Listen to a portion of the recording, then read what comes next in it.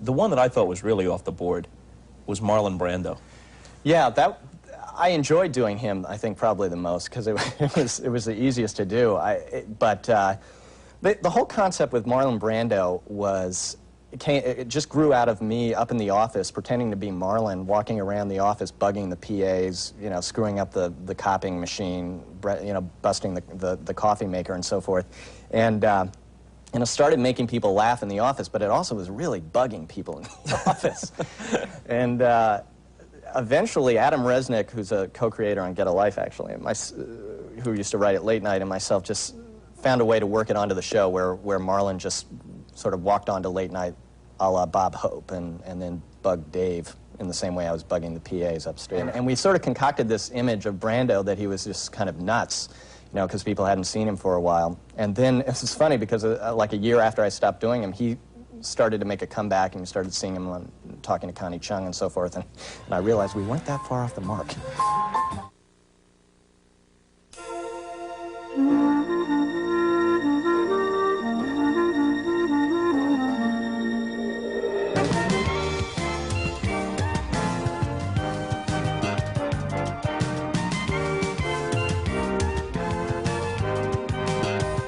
Saturday, March 24th. Here are some of the real contenders you won't see at the Oscars Monday night. We have Best Screamer.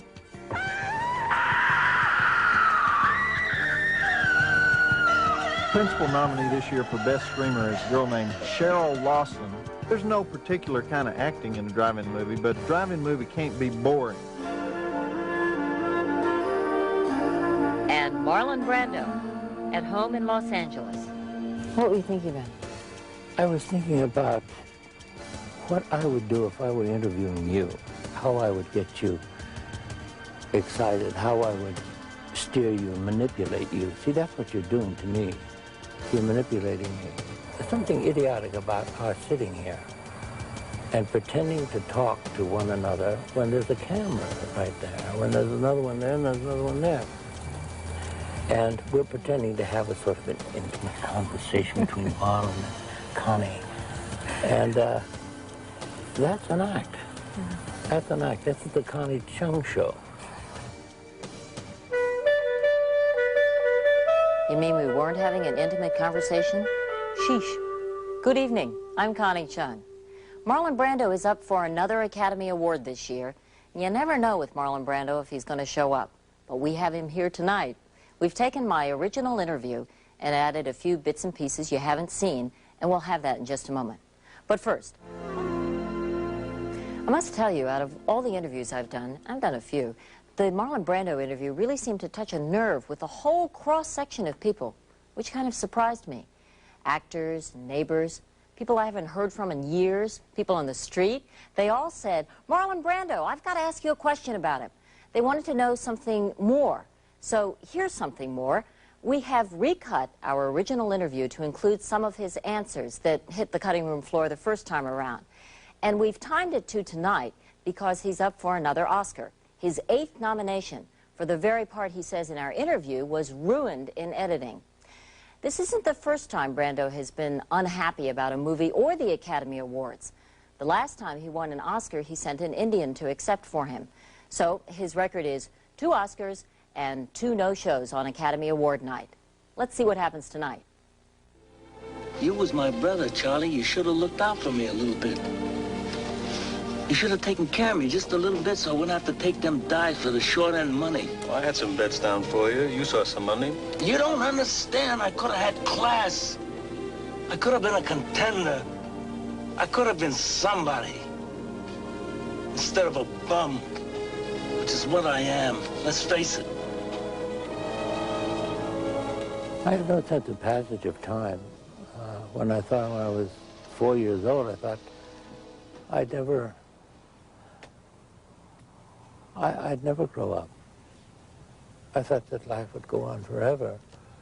And then I worried somewhere in the middle years that life is going away and I haven't done this, I haven't been here, I haven't done that, I have been denied that experience, or I've denied myself that experience. And so I tried to go everywhere at once and do everything at once, and Now, time is much slower for me. It's very slow. Do you mind being 65? Not at all. I'm happier now than I ever was in my life. Why are you happy? Don't know. Those are the mystery questions that one can never answer. If I knew the answer to that, then I'd be the wisest man on earth, wouldn't I?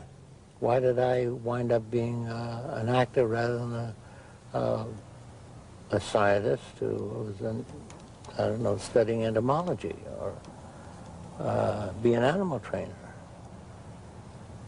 Why did I make that choice? Do you know why? No, I don't, because it wasn't financial. Because it was financial, I could have made a lot of money. Maybe $200 million if I'd saved it.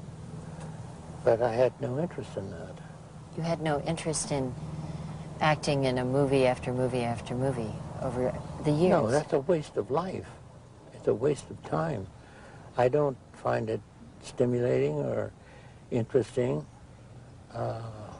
It's not a consuming passion. Do you want to be in a movie? No. Why not? I don't know how to do what you do. It's just me. Listen, everybody in this life is an actor. Nobody goes around. I mean, wake up in the morning and you say, "Hi, how are you?" You son of a bitch. And people don't say what they want. How many men and women find other men and women attractive and pretend to be casual and just buff their nails and be sort of bored with the whole thing, but are really impassioned by that? How many times have you seen a woman wearing a really ugly dress and say, "Oh, I'm so glad you could come, Meg. Sit down, please. God, you've got an ugly dress on. Where did you get that dress? It's really repulsive." How many times have you done that? Never. You've just said, "Hi, Meg, how are you? Come and sit down. Wonderful to see you." That's acting. I understand that. But what I mean is that when you have a special talent to become a character in a movie. Nobody becomes that. I don't believe that anybody is. First of all, you can't act unless you are what you are and who you are.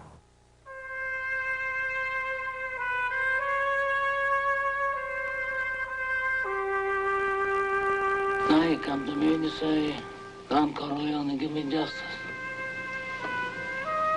But you don't ask for respect. You don't offer friendship. You don't even think to call me Godfather. The making of The Godfather in 1971 drew several real-life Godfathers out of the shadows. They had some concerns about the script, about the depiction of Italian Americans, and brought pressure on Paramount's corporate head. Well, Joe Colombo was the famous fellow who walked into Charlie Bluedorn's office and says, "We don't want to hear the word mafia mentioned. Cosa Nostra." all those guys.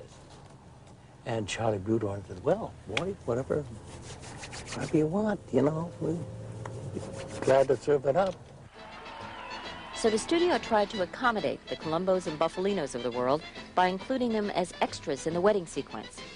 And it was the shooting of that scene that led to what Brando laughingly describes as the most critical error of his life. Oh, I was bombed. It was a long day, and it was a dull day, and everybody was drinking, and I really got ripped, completely snockered, and so I mooned the audience. It was all Mr. Buffalino's family, and I didn't know that at the time. Otherwise, I wouldn't have done it, naturally. I didn't mean it as an insult. I meant it as a joke, but I was so drunk I couldn't hit the floor with my hat. What's that? Come on. No, hey, listen. Let's drink a toast to our life in the country. Yeah? You're a nature lover? You did tell me that. Oh, I'm nature boy. I came from a bunch of Irish drunks, my mother and father. They had a half a bag on most of the time. And, but along with that, I come from an Irish background. And I think one of the defenses that you find for people who are beset, such as the Irish, life is too grim generally for most people. And when you're down to your last nickel and your last hope, I think that all you've got left is laughter. When I see Laurel and Hardy after a bad day, or I see, the hell is his name, W.C. Fields, pulling somebody's tooth in the dentist chair, or Charlie Chaplin, who do you think is funny? If you have to laugh, you think, I can't stand it anymore today, I have to get a laugh. Right. What video do you buy? Well, you know what? I like David Letterman. Do you ever watch David Letterman? Yeah, I do. Hi, Dave.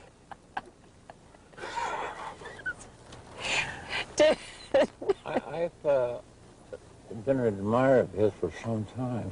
Dave doesn't do that. Yeah, but I do it at the mention of his name. Brando loves playing, toying with his audience. It's part of his technique, a way of borrowing from real life that's influenced a generation of actors, including his co-stars in The Godfather. You know, when you did The Godfather, James Caan and Al Pacino, they all considered you to be such a great teacher.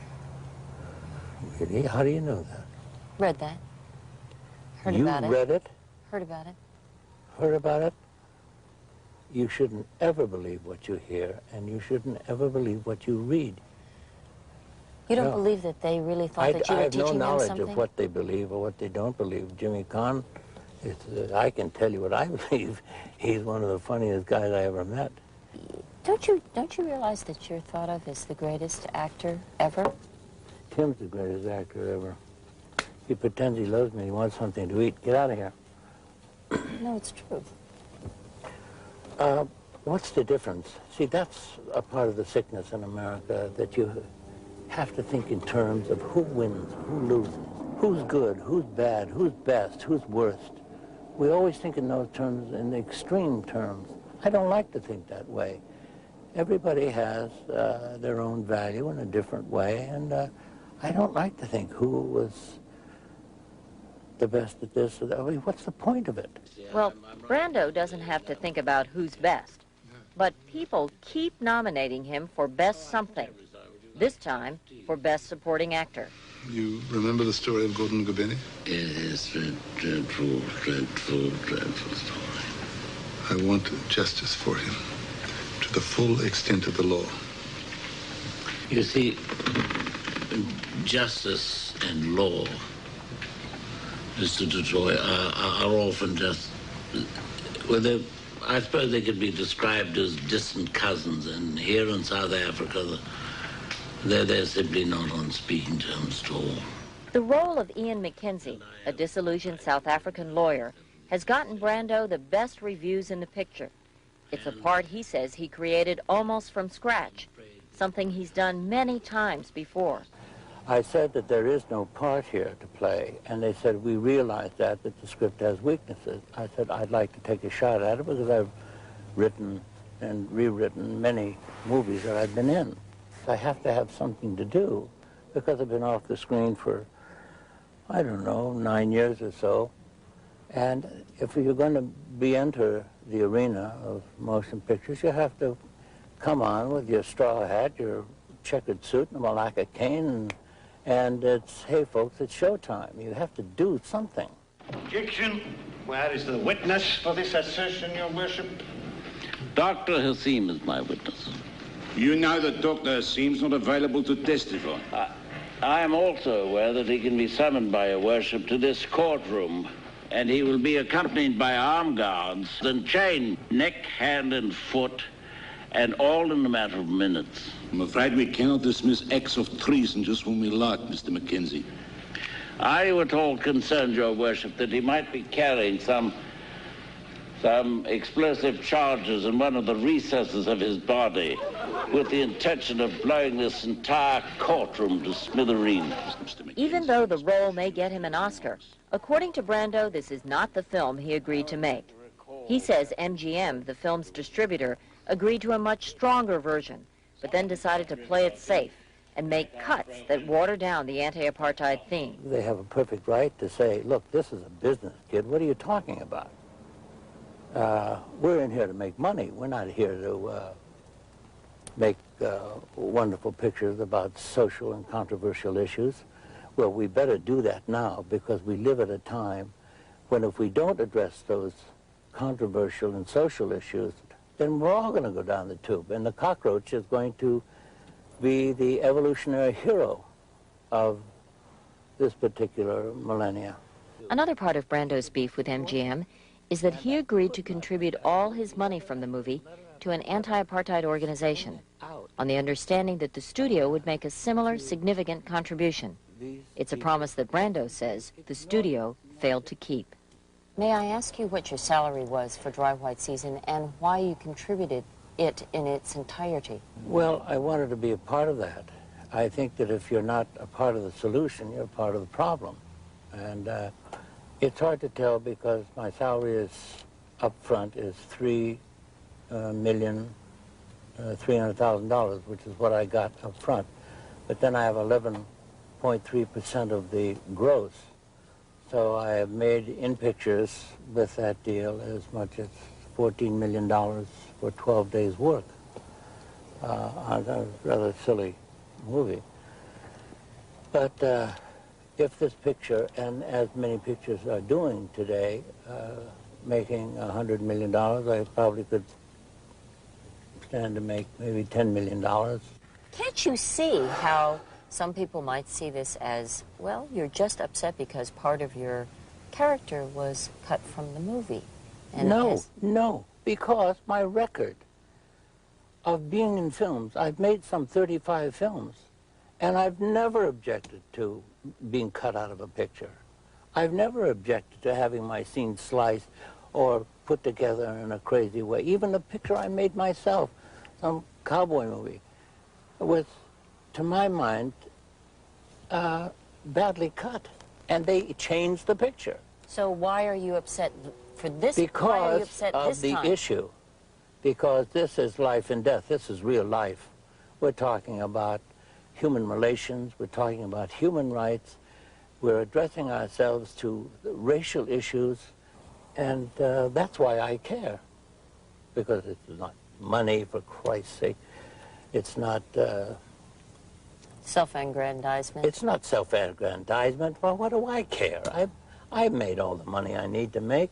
I've won a couple of Academy Awards. If I cared about that, I've been nominated I don't know how many times, and I'm going to have a position of respect and standing in my craft as an actor in this country, and so what is it gonna... I don't need to gild a lily. I don't give a damn about that. I've made some real dogs, and I did it just for the money.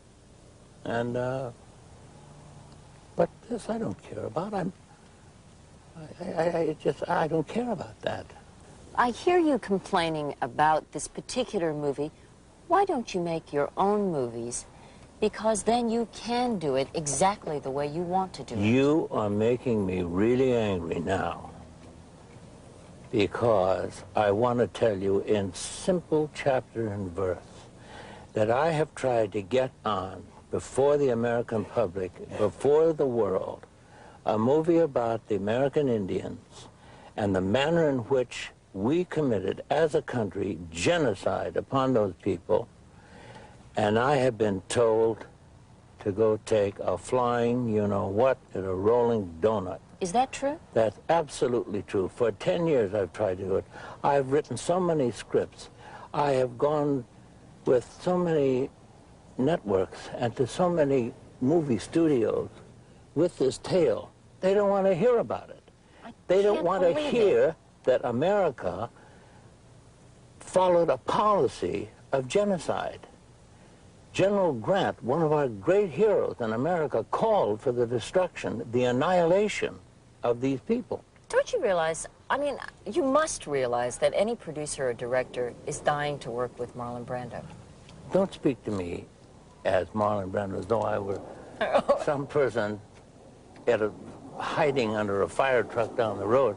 It always troubles. I hate it.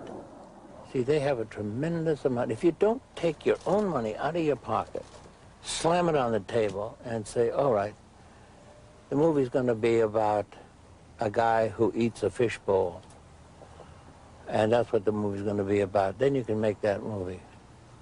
But you've got to get somebody to put up $20 million, or whatever the budget is. Some budgets are $40 million. And, so what are you telling me? You do not have $20 or $40 million to put on the table and say, I want to make this movie? No, I don't. I don't. If you had worked over the last 9 years, maybe you would have? Well, unquestionably. Our interview with Marlon Brando continues in just a moment. Marlon Brando talks about the F word, fat.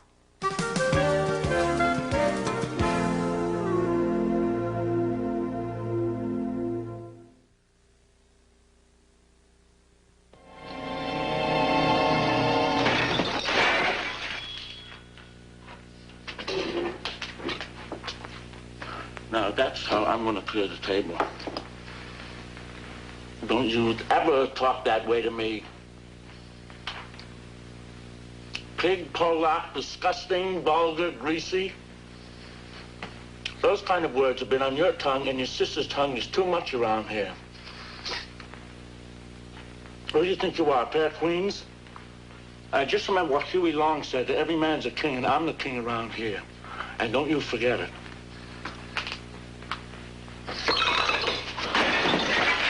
I find it odious, unpleasant. I don't find acting satisfying. I'm much more interested in writing.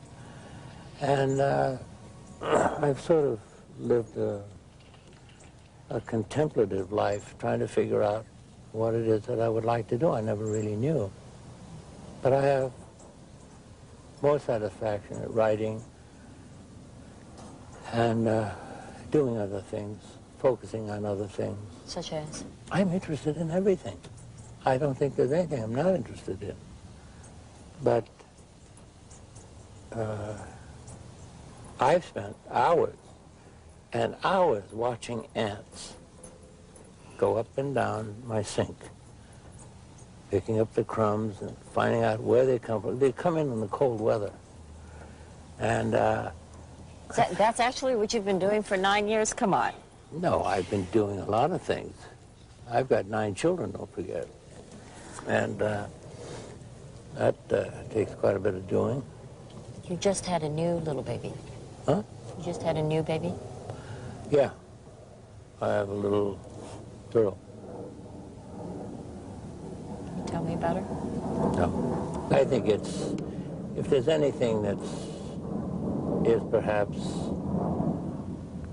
unsettling to the stomach, it's to watch actors on television talk about their personal lives, and you spend an hour with the first person singular, and you're exhausted. You stagger to the doorway and fall down in the hallway, seeking some kind of relief. You said that in the last 9 years you've been searching for what you really want to do. Yeah. Have you decided? Have you? Did you ever want to start a national theater or something like that? There is no, we have no basis for culture in this country. There is no culture in this country. Why do you say that? Well, there's almost no culture any place in the world. Who are the present great artists, painters, thinkers, philosophers? Where are they? Do you realize that in Greece for 150 years we had Sophocles, Plato, why go down the list? But I mean, couldn't you bring it to the American stage? That's an enormous presumption. I mean, if people throw the word artist around as though it were a football, there are no artists. There are only people like you and me who make money. And I didn't accuse you of being an artist. I just asked you if you could bring Shakespeare to the stage for us. why has there never been a national theater in this country? The closest we had to the National Theater was Orson Welles and John Houseman and the group theater. And they all failed miserably. Has it ever occurred to you that, that you really do have the respect and power and you could bring it to the American scene? No, it has never occurred to me. Why did you not come back to the Broadway stage after Streetcar?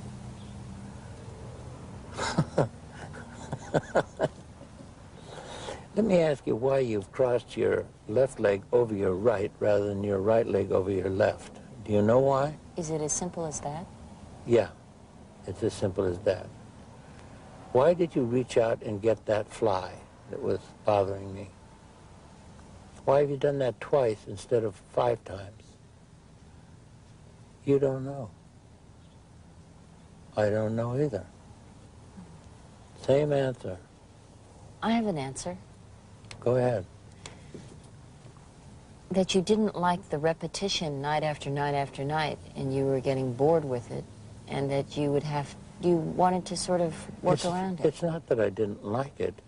It's that I hated it. It was the worst. It was the worst experience I ever had in my life. I almost went out of my mind. So you don't like the stage? No. No. It's much tougher than the movies because you have to do it every night. You have to find that emotion. You have to upset yourself, and you know. In a motion picture, you come in and you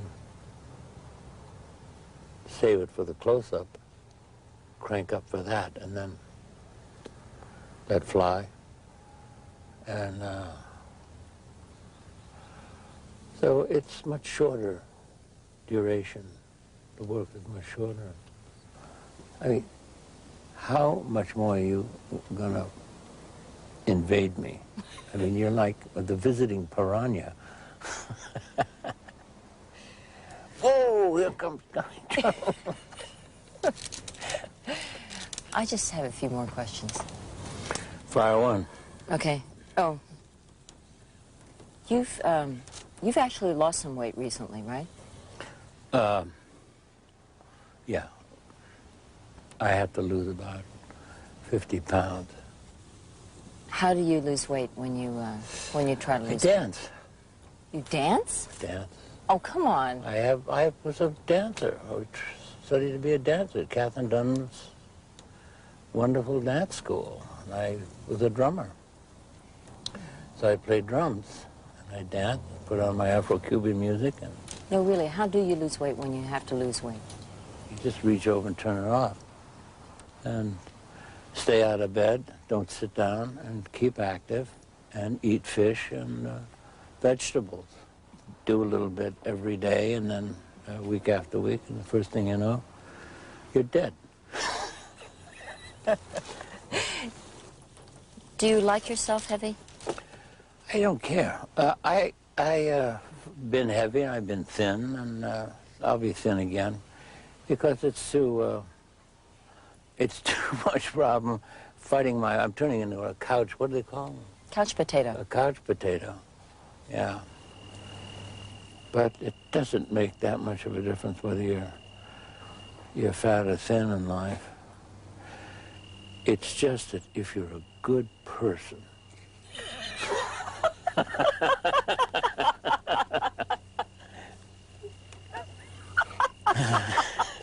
Brenda, the real Cummy Chung, I'll tell you.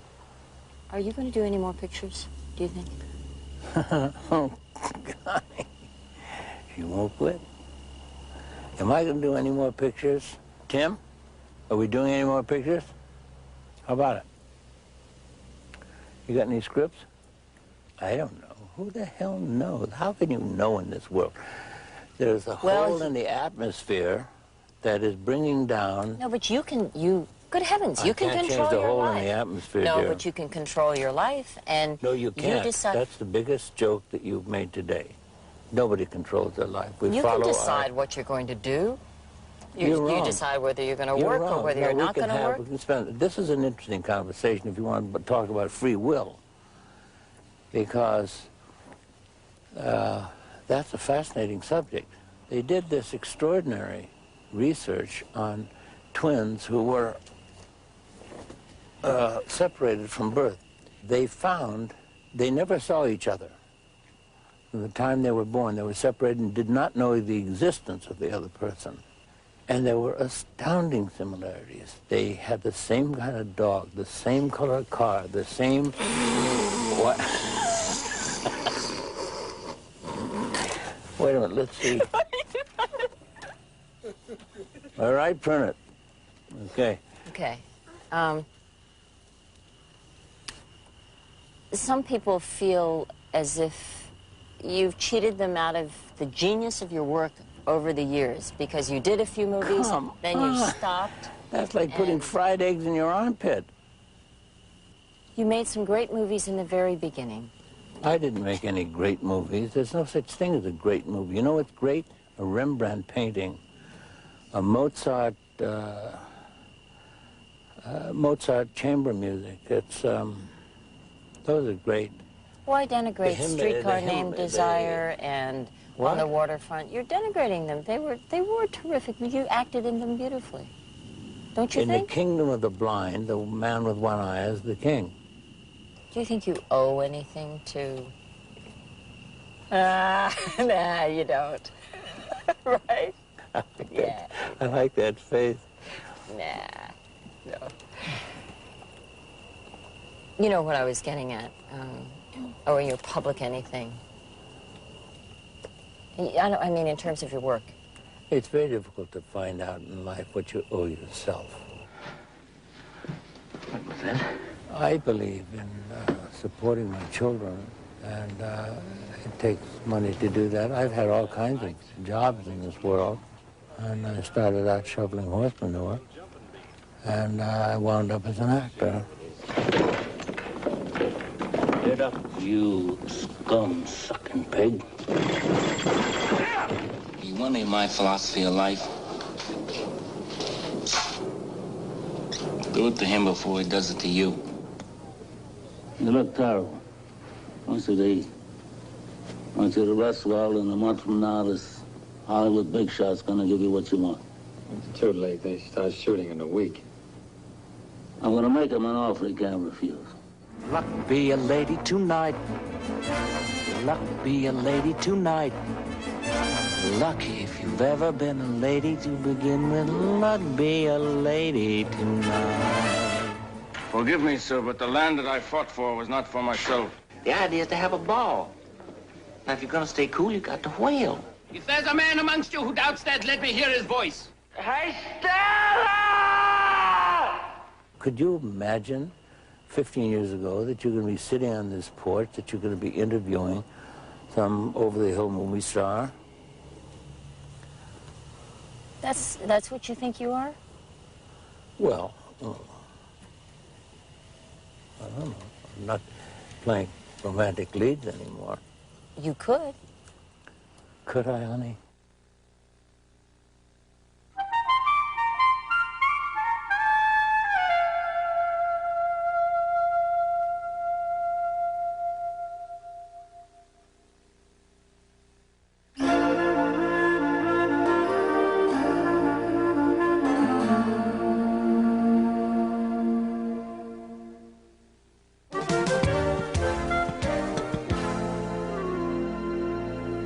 And that's our program for tonight. We have something very special next week, but we can't talk about it yet. So be sure to join us then. Thank you for being with us tonight, and see you next Saturday. Life is a mystery, and it's an unsolvable one. And you just simply live it through. And as you draw your last breath, you say, what was that all about? Who knows? I've never gotten up with a chair still attached to my behind. I'm going to wear this for a month and a half. I have to go to the doctor and have it severed. How is your health? Fine. I can whip my weight in wardrobe women. You what? I can whip my weight in wardrobe women. You can whip your weight in wardrobe women? Yeah. How's your cholesterol? Cholesterol is fine. It was up and lost 100 points. The doctor said he never saw anything like it. Really? Yeah, that's one thing we never really discussed.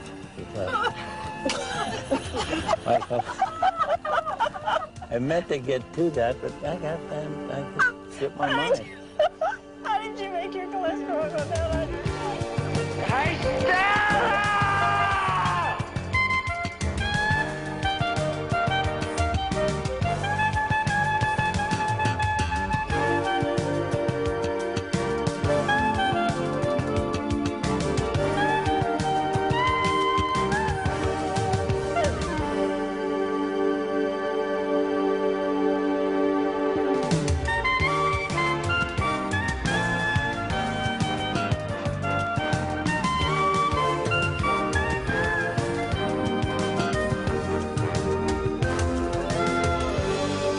Tomorrow, 2 NCAA basketball tournament regional finals. Doubleheader action starts live at 1 p.m. Eastern as March Madness continues on CBS Sports.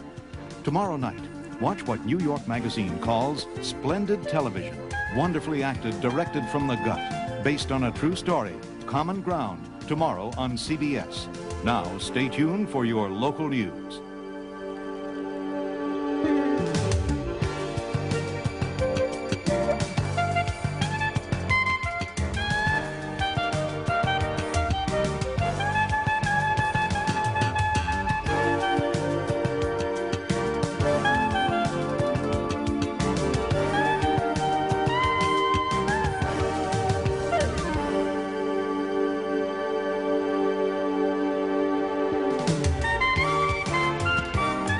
Tim, you got anything else to say? Huh? You want to say something? Huh? Yeah.